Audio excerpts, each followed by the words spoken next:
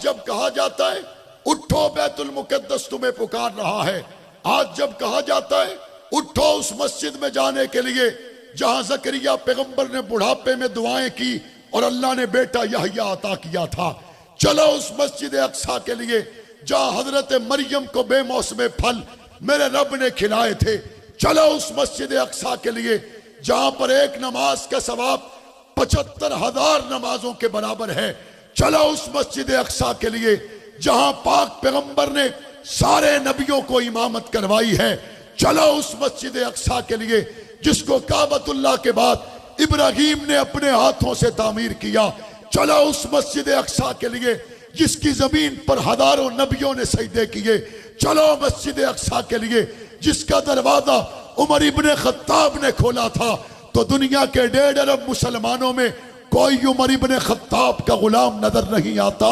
کوئی صلاح الدین ایوبی کا بیٹا نظر نہیں آتا۔ قیامت کے دن غزہ کے میدان میں شہید ہونے والے 7 سال کے معصوم بچے نے مسلمان جو ملکوں کے حکمرانوں اگر تمہارا گریبان پکڑ لیا تو کیا جواب دو گے؟ امریکہ کا وزیر خارجہ یکے بعد دیگرے مسلسل اسرائیل میں پہنچ کر کھڑا ہو جاتا ہے اور کیا کہتا ہے؟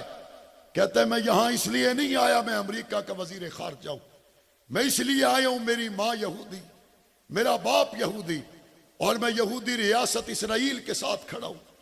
ہائے کاش 50 سے زائد مسلمان ملکوں کے حکمرانوں میں کوئی ایک بھی ایسا پیدا نہ ہوا جس کا صدر وزیر اعظم غزہ کی سرزمین پر کھڑا ہو کے کہتا میں یہاں بطور صدر وزیر اعظم کے نہیں، میں اس لیے آیا ہوں میری ماں مسلمان، میرا باپ مسلمان اور میں محمد کا غلام ہوں۔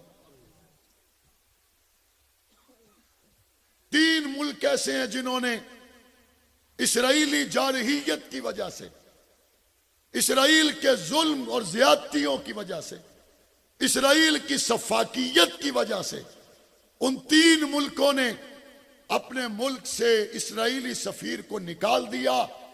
میں نے جب ان ملکوں کے نام پڑھے تو وہ مسلمان ملک نہیں، غیر مسلموں کے ملک تھے۔ میرے نبی نے تو فرمایا تھا انما المؤمنون اخوہ، مسلمان بھائی ہیں۔ حضور کا فرمان کہتا ہے المسلم کا جسد الواحد، مسلمان ایک جسم کی طرح ہے۔ حضور نے فرمایا ایک مسلمان پر ظلم و دوسرا خاموش نہیں رہ سکتا۔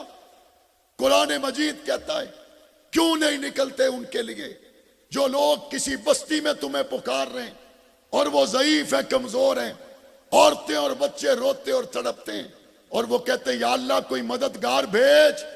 آج اس 1.5 ارب کی امت میں کوئی عمر ابن خطاب نہیں ہے۔ لوگ شکوہ کرتے ہیں معاشی حالات کا۔ میرے مصطفیٰ کریم کے صدقے تو اللہ نے سورج کو روشنی دی ہے، اور میرے مصطفیٰ کریم کی وجہ سے تو اللہ نے چاند کو چاندنی دی ہے۔ یہ کیسے ہو سکتا ہے حضور کے نام پر جو ملک بنے یہاں پہ لوگوں کو 2 وقت کا کھانا نہ ملے؟ جس نبی کی نسبت کی وجہ سے کائنات کو روشنی مل جائے، اس نبی کے نام پر ملک بنے اور لوگ فاقے سے خودکشی کر لیں، یہ بات سمجھ میں آنے والی نہیں ہے۔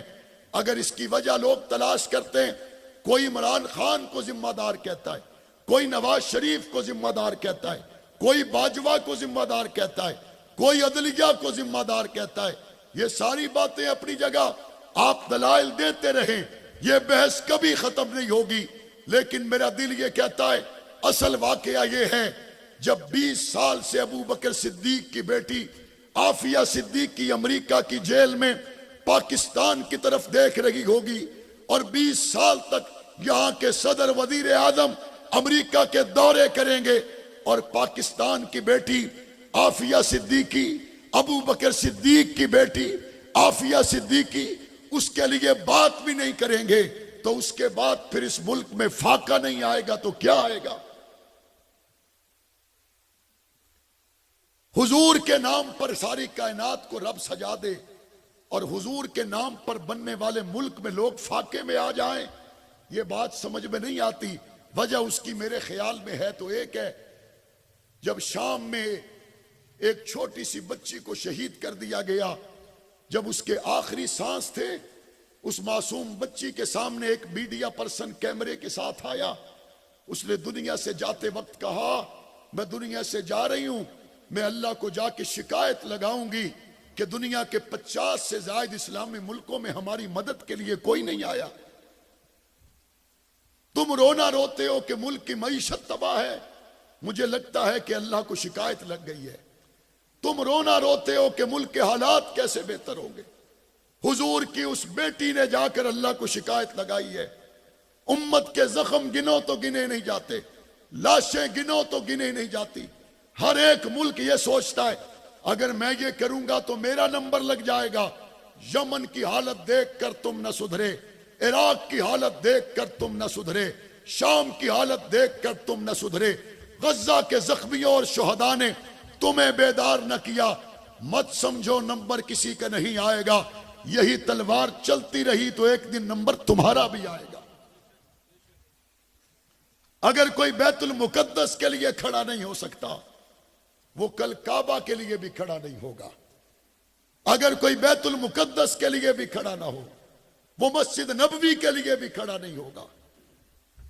میں حکمرانوں سے شکوہ کرتا ہوں, میں مسلم دنیا سے شکوہ کرتا ہوں, عرب لیگ اور OIC سے شکوہ کرتا ہوں.